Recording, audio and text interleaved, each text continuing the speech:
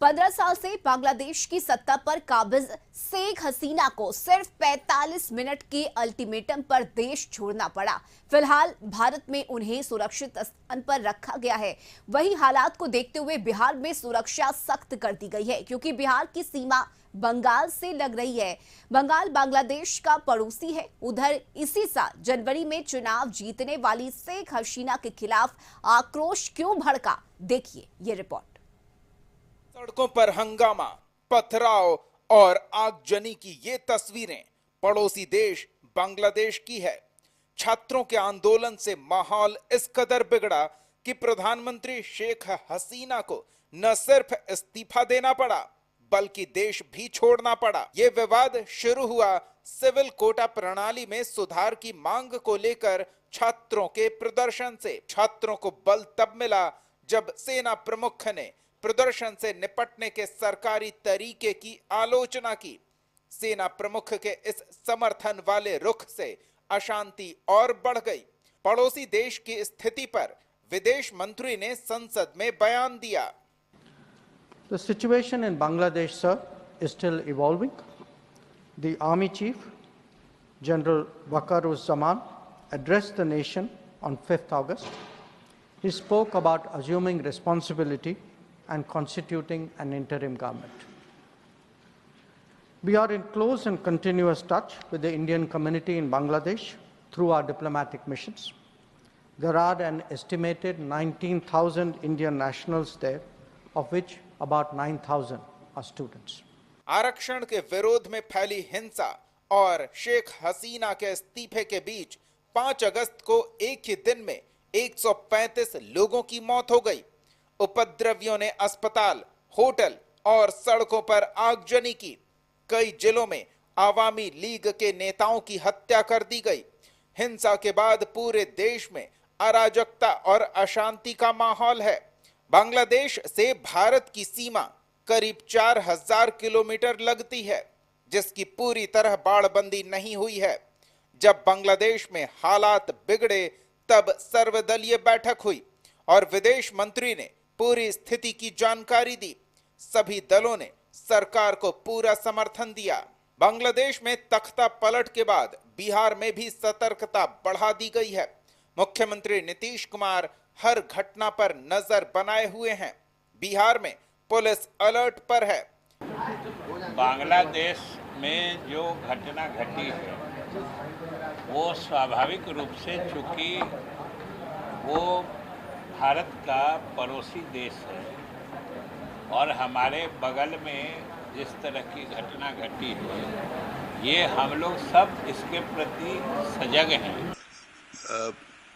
बांग्लादेश की गतिविधि को देखते हुए किशनगंज और अररिया जिला को विशेष रूप से सतर्क किया गया है और गश्ती बढ़ाते हुए जो भी एहतियातन सुरक्षात्मक कार्रवाई है उसके लिए उन दोनों जिला को दिशा निर्देश दिया गया है। बांग्लादेश वही देश है जो भारत की मदद से ही पाकिस्तान के कब्जे से आजाद हुआ था।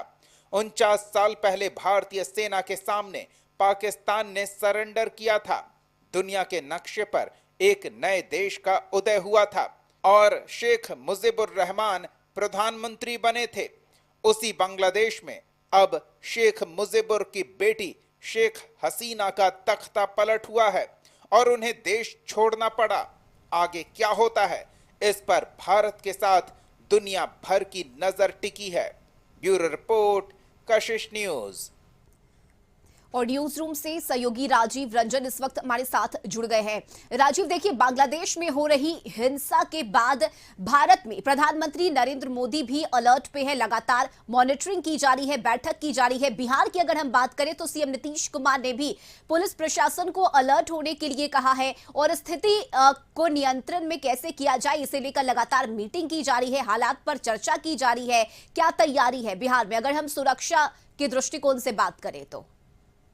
बिहार से लगा हुआ बांग्लादेश का सीमा तो बहुत कम के बराबर, ना के बराबर है, लेकिन बंगाल से जुड़ा होने के चलते कुछ दूरी पर बांग्लादेश भी है।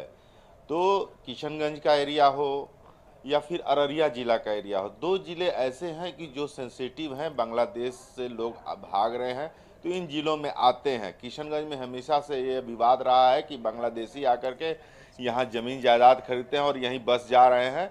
तो ये जिला 2 है, बहुत सेंसिटिव है। इसको लेकर के जिला प्रशासन हो या फिर पुलिस प्रशासन हो या फिर नीतीश कुमार हो, मॉनिटरिंग कर रहे हैं और आदेश भी दे रखा है कि कोई भी लोग आए, अनजाने लोग आए तो पहले उनका देख रेख किया जाए, उनकी जानकारी ली जाए और उन्हें एक कहीं कैंप में रखा जाए। उनको कहीं इधर उधर तितर बितर नहीं होने की ज़रूरत है, क्योंकि एक प्रॉब्लम रहा है रोहिंग्या मुसलमानों को लेकर के, जो कि बांग्लादेश से आते हैं और यहाँ बसते हैं और तरह तरह के हथकंडे अपनाते हैं। तो उसको देखते हुए बिहार सरकार ने काफ़ी एहतियातन बरता है और कहा जा सकता है कि ये जो बांग्लादेश में इंसिडेंट हुआ है और बांग्लादेश में जिस तरह से तख्ता पलट हुई है, शेख हसीना दिल्ली के पास गाज़ियाबाद में हिडन बेस सेंटर पर ठहरी हुई हैं, उनके बेटा जो हैं वो यूके में रहते हैं, लेकिन यूके सरकार इनको अभी ग्रीन सिग्नल नहीं दे रही है, इसलिए वो अभी भी दिल्ली के पास ठहरी हुई हैं।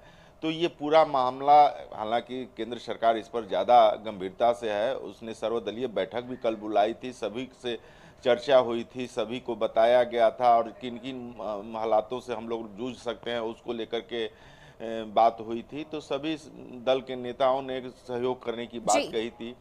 और एक चीज़ और है, ये भारत का जो सीमावर्ती देश है, जैसे श्रीलंका में कुछ दिन पहले आपने देखा कि किस तरह से वहाँ विद्रोह हुआ, तख्ता पलट हुआ, उसी तरह से अब बांग्लादेश में वहाँ पाकिस्तान हमारे लिए डिस्टर्ब करता ही है, चाइना बगल में है, वो भी डिस्ट्रक्टिव माइंडेड है। तो कहा जा सकता है कि भारत के लिए बहुत क्रूशियल टाइम है और बिहार को इसमें एहतियातन अपना कदम उठाना पड़ेगा। रश्मि। राजीव, और यही वजह है कि बिहार सरकार ने लोगों से इस बात की अपील भी की है कि अफवाह पर ध्यान ना दें और बाकायदा टोल फ्री नंबर भी जारी किया गया है कि अगर किसी भी तरह का संदेह आपको होता है तो आप तुरंत इस नंबर पर कॉल कर पुलिस प्रशासन को इसकी सूचना जरूर दें। फिलहाल बहुत शुक्रिया राजीव आपका तमाम जानकारी के लिए। तो बांग्लादेश में हो रही हिंसा के बाद भारत सरकार अलर्ट पर है। बिहार की अगर हम बात करें तो मुख्यमंत्री नीतीश कुमार ने अधिकारियों के साथ बैठक की और साथ ही गश्ती बढ़ाए जाने की बात भी कही गई है। इसके साथ ही बिहार में सुरक्षा बढ़ा दी गई है, सीमावर्ती इलाकों में गश्ती बढ़ाए जाने का निर्देश दिया गया है और अफवाहों पर ध्यान ना देने की अपील भी की गई है। फिलहाल वक्त एक छोटे से ब्रेक का हो चला है, जल्द लौटेंगे।